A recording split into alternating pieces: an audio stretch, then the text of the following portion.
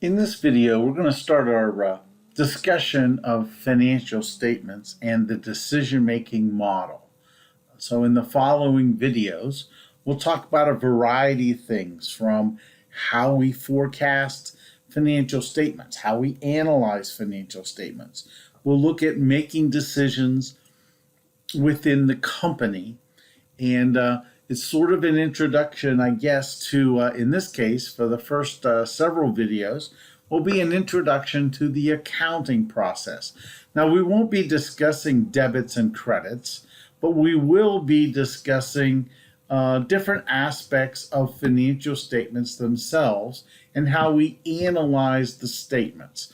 So let's continue on and start talking about the first thing we want to recognize is something called the cash flow cycle.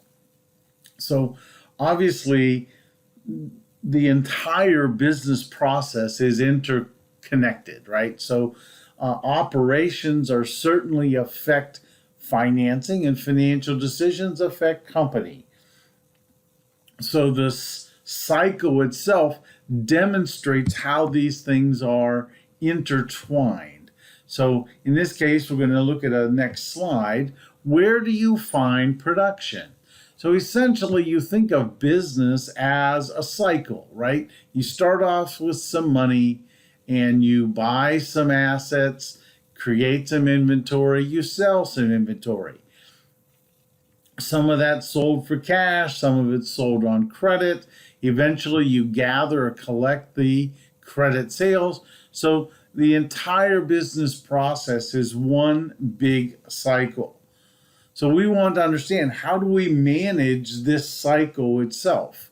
So although we won't talk about operations per se, we will be talking about how businesses decide which projects are good projects, which ones are bad projects.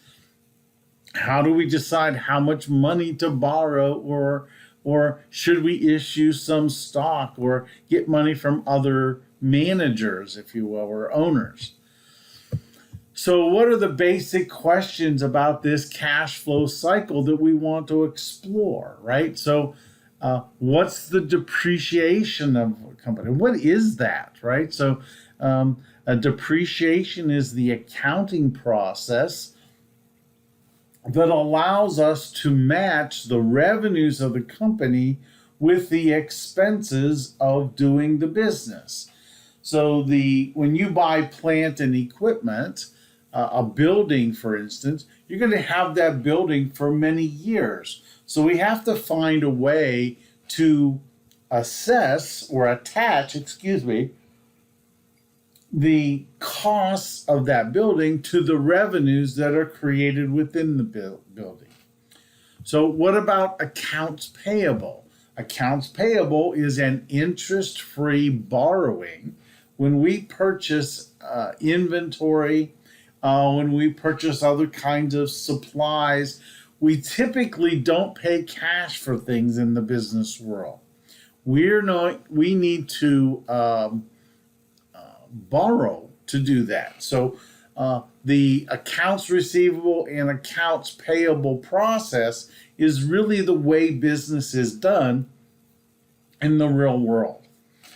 Where does the initial capital come from? Well, we have to start the business some way, so we need to find a way or a source of financing in the very beginning if you want to start a business. So most of the time when small businesses start, they start with money that comes from the savings of the owners.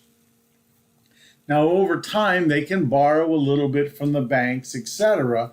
But if they want to grow and expand, they're going to have to find ways to increase the capital of the company. The working capital is a cycle that we'll talk about a little bit later on. But essentially, this is the process of managing money. How does it come to the company, and how do we create activities that will increase our ability to get cash quicker? So if you think about the financial statements, right, they are really just a picture of reality, right? This is what happened to the company, or this is where we stand today. So one of the important questions that people frequently ask is, are profits and cash the same? And the answer to this is absolutely not. We will discuss this in a lot of detail in these following videos. But profits are an accounting mechanism. You cannot spend profit, but you can spend cash. So is it possible to have negative income, right? Negative profits, but yet have cash to run the business? And we'll see some examples as we go through these videos that it indeed is possible. Is it possible to have positive profit, but yet have no cash? And the answer to that again is absolutely possible. So let's move on and talk about our statements for a company. The first statement that we want to talk about is something called the balance sheet. And you'll notice that there are some videos here. So if you want to pause this video and watch these videos, be my guest. But the first one just talks a little bit about what accounting is. The second one on this one is, what we refer to as the accounting equation. And this is the accounting equation. It's assets equals liabilities plus shareholder equity. So assets, you really think about assets. These are all the things the company has purchased to do the business. The right-hand side of this equation then represents the sources of funds to buy the assets. You can either borrow money to buy assets, or you can use owner money to buy assets. Now they refer to something referred to as the double entry accounting system, right? This is the system of accounting that we use in business. And essentially what it allows us to do is to equate these two sides. So there will always be two journal entries at a minimum for every business transaction. And they will, when we say double entry, they will net each other out. So they will always be in balance. Now they refer to debits and credits, and I really think it's kind of confusing to get into that. A lot of people get hung up on that. I prefer to not think too much about debits and credits. In our videos, let's concentrate on this accounting equation. And you'll see how this works in a little bit, where we talk about how transactions work. That you'll see we really just don't need these the debits and credits to create financial statements or anything else. So we'll just move on from this slide. So the balance sheet is frequently referred to as the statement of condition or a statement of financial position. It's as of a particular date. So it's a picture of what the company looks like on a particular day. So it summarizes, again, what the company owns, the left-hand side of the balance sheet, and what the company owes to outsiders and to its owners, right? So this really, if you think about this relationship, the left-hand side is what we've bought, right? These are the things we're using to run the business. The right-hand side is where we got the money to pay for this. I think it brings a better understanding of what this balance sheet really shows us. So again, we have our assets equals liabilities plus stockholder equity. Remember, this is the accounting equation. One of the things you'll find in these videos is frequently we repeat ourselves. I'm repeating myself because these are the most important aspects of this, right? Assets are what you own. Liabilities is what you owe to outsiders, right? To creditors.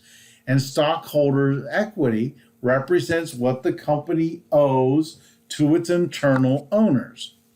So instead of using the word owe here, right, liabilities are what the company has used from creditors to buy assets. Stockholder equity is the money from owners that the company has used to buy assets. So what are assets?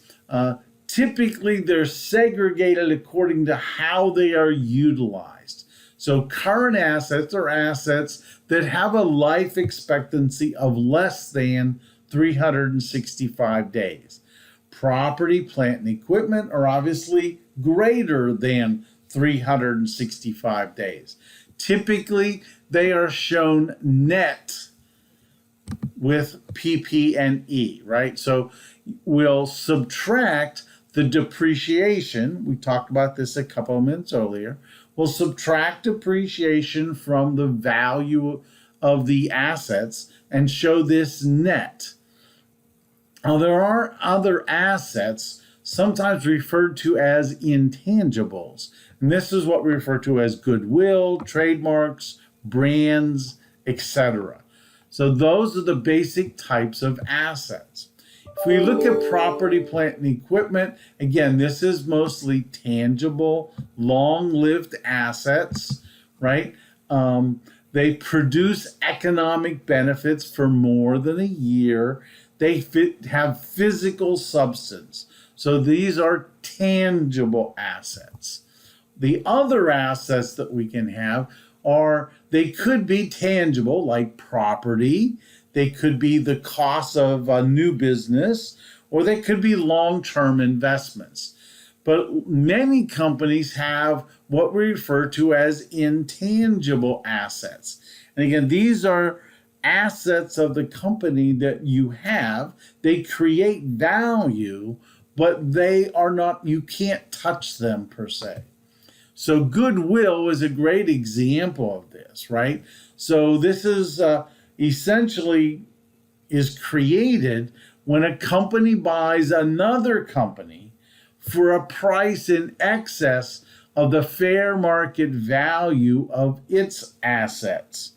So if you look at the replacement cost of the assets of another company, if you pay more than those replacement costs, that is what we refer to as goodwill. And most companies have goodwill because typically if you want to buy another company, how do you entice those owners to sell? You almost always have to offer them a value greater than what the market value is for them to give up their ownership, right? So the market value of the company is worth, let's say, $100,000, but we have to entice those owners to give up their business. So we may have to pay a bit of a premium. Now, we want to control that premium, and that's a topic for many, many more videos, but that is essentially what goodwill is. So I look forward to talking to you in further videos.